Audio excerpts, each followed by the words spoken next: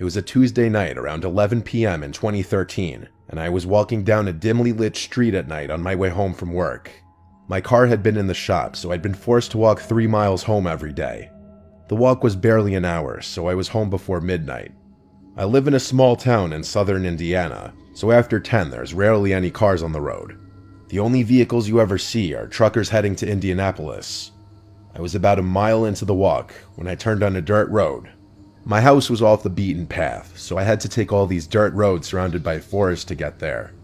As I was turning, I heard the sound of a motor in the distance, and it was getting closer very slowly. I saw about a quarter mile down the stretch of road I just turned off of a van moving very slowly without its lights. At first, this didn't strike me as out of place due to the fact that the town I live in there is a pretty cheap car dealership that sells used cars and vans with broken parts, like broken headlights. So I just assumed this guy was one of their clients. I kept walking down the side road with the van still going slowly down the main road. About 5 seconds later, I jumped when I heard the sound of the van roar, and it sped up really fast, except now it had its lights on. I was startled, but not worried. This was until the van got closer to the turn for the side road. About 500 feet away from the turn, the van turned off its lights again and slowed down. Now I was officially creeped out. I didn't want to seem startled, so I just walked faster down the road. I kept turning back constantly to see if I was being followed. Then my suspicions became reality as I saw the van turn onto the dirt road. I was only about 500 feet from the van, so I started to walk a lot faster. I didn't want to look back, but I did just to be safe, and what I saw frightened every bone in my body. I saw the van there, stopped with both the passenger and driver's doors open. At this point, I ran for my life down the dirt road.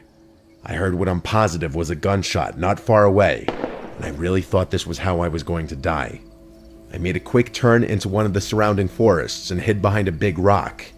I heard what sounded like a middle-aged man not far away say, "I think she went into the woods." And then, to my horror, what sounded like 3 young girls, with one of them responding, "Okay sir, I'll see if we can find her."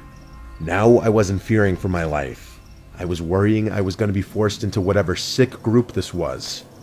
I was covering my mouth, trying not to make any sound, when I heard the man say, "Whoever finds her doesn't have to drink the blood tonight."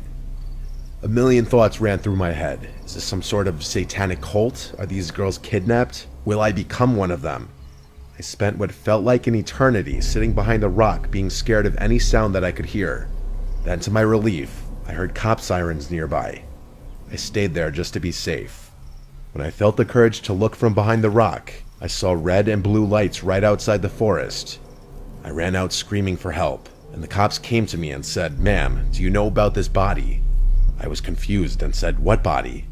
Then I saw in front of the cop car the most gruesome thing I will ever see. It was what looked like a naked young woman, gutted, blood everywhere. There was no van in sight. I then explained everything to the cops. The car, the man, the girls who had to drink the blood. The cops said they'd look into it and were nice enough to drive me home. That night, when I couldn't sleep, I looked out my window to see the van, the same one from before, driving slowly without its lights on down my street. This time I was smart and wrote down the license plate. I called the cops immediately and told them what I saw and gave the license plate number. As expected, when the cops came, the van was long gone, but what they told me is what will horrify me to this day. The cops said we checked the license plate number. It's a plate registered in South Dakota. But the thing is, we checked with other precincts around the country, and they've gotten reports tonight that there was also a suspicious van with that license plate. One in Vermont, one in Nevada, one in Alaska, and one in Texas. They said we'll call you if we get any more information. The cops left, and I never got a call. I don't really believe in the paranormal, so my best guess is that it was some sort of cult that used fake license plates to do their sick things all across the country, but I guess I'll never know. I moved out of Indiana, and now I make sure when I see something suspicious, I bolt.